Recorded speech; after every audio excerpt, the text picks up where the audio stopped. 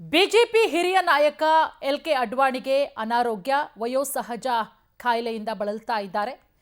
ದೆಹಲಿಯ ಅಪೋಲೋ ಆಸ್ಪತ್ರೆಯಲ್ಲಿ ಚಿಕಿತ್ಸೆಯನ್ನ ಮುಂದುವರೆಸಲಾಗಿದೆ.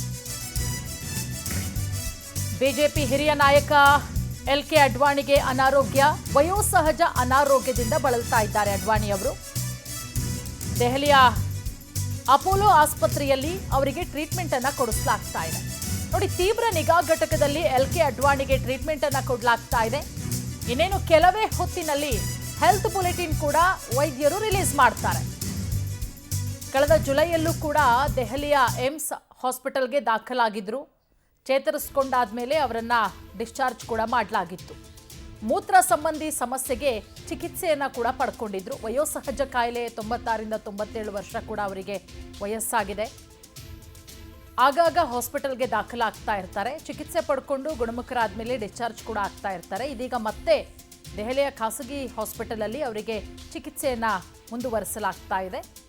ಅಪೋಲೋ ಹಾಸ್ಪಿಟಲ್ ಅಲ್ಲಿ ತೀವ್ರ ನಿಗಾ ಘಟಕದಲ್ಲಿ ಅವರಿಗೆ ಟ್ರೀಟ್ಮೆಂಟ್ ನಡೀತಾ ಇದೆ.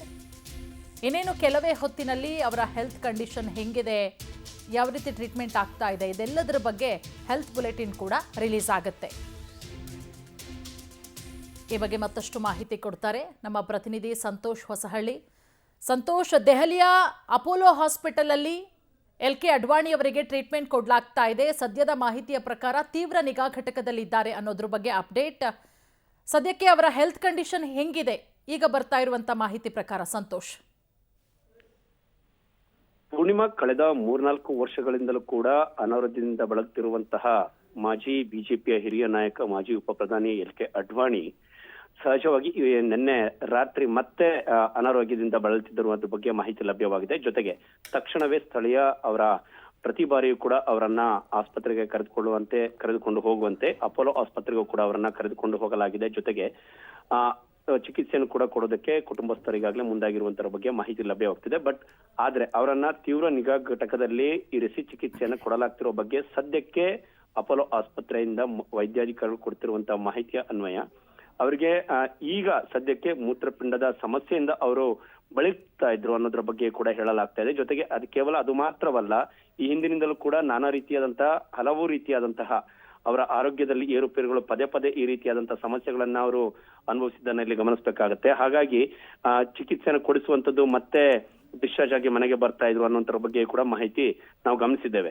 ಆದ್ರೆ ಈ ಬಾರಿ ಅವರ ಆರೋಗ್ಯದಲ್ಲಿ ಕೊಂಚ ಮಟ್ಟಿಗೆ ದೊಡ್ಡ ಮಟ್ಟದಲ್ಲಿಯೇ ಆರೋಗ್ಯದ ಸಮಸ್ಯೆಗಳು ಕಾಡಿದೆ ಅನ್ನುವಂತರ ಬಗ್ಗೆ ಕೂಡ ಹೇಳಲಾಗ್ತದೆ. ಈ ಕಾರಣದಿಂದಾಗಿ ತೀವ್ರ ನಿಗಾ ಘಟಕದಲ್ಲಿ ಅವರಿಗೆ ಚಿಕಿತ್ಸೆಯನ್ನು ಕೊಡಿಸುವಂತ ನಿಟ್ಟಿನಿಂದ ಕುಟುಂಬಸ್ಥರು ಎಲ್ಲಾ ರೀತಿಯಾದಂತಹ ಒಂದು ಪ್ರಯತ್ನಗಳನ್ನ ಮಾಡ್ತಿರೋ ಬಗ್ಗೆ ಮಾಹಿತಿ ಲಭ್ಯವಾಗ್ತದೆ. ಆದ್ರೆ ಅಧಿಕೃತವಾಗಿ ಯಾವ ರೀತಿಯಾದಂತಹ ಸಮಸ್ಯೆಯಿಂದ, ಅನಾರೋಗ್ಯದಿಂದ ಅವರು ಅಡ್ವಾಣಿ ಅವರು ಬಳಲ್ತಾ ಇದ್ದಾರೆ, ಸದ್ಯಕ್ಕೆ ಅವರ ಚಿಕಿತ್ಸೆಯ ಒಂದು ಗುಣಮಟ್ಟ ಹೇಗಿದೆ, ಜೊತೆಗೆ ಅವರು ಎಷ್ಟರ ಮಟ್ಟಿಗೆ ಅದಕ್ಕೆ ಸ್ಪಂದನೆಯನ್ನು ಕೊಡ್ತಾ ಇದ್ದಾರೆ ಅನ್ನೋದ್ರ ಬಗ್ಗೆ ಅವರೇ ಅಪೋಲೋ ಆಸ್ಪತ್ರೆ ವೈದ್ಯಾಧಿಕಾರಿ HOD ಕೆಲವು ಹೊತ್ತಿನಲ್ಲೇ ಒಂದು ಹೆಲ್ತ್ ಬುಲೆಟಿನ್ ಅನ್ನ ಬಿಡುಗಡೆ ಮಾಡುವಂತ ಬಗ್ಗೆ ಕೂಡ ಹೇಳಲಾಗ್ತಾ ಇದೆ. ಅದನ್ನು ಕೂಡ ಕೆಲವು ಹೊತ್ತಿನಲ್ಲೇ ನಾವು ನಿರೀಕ್ಷೆ ಮಾಡುವಂತದನ್ನು ಕೂಡ ಸಾಧ್ಯತೆನೇ ಇಟ್ಟುಕೊಳ್ಳಬಹುದಾಗಿದೆ. ಥ್ಯಾಂಕ್ ಯು ಸಂತೋಷ್ ತಮ್ಮೆಲ್ಲ ಮಾಹಿತಿಗಾಗಿ.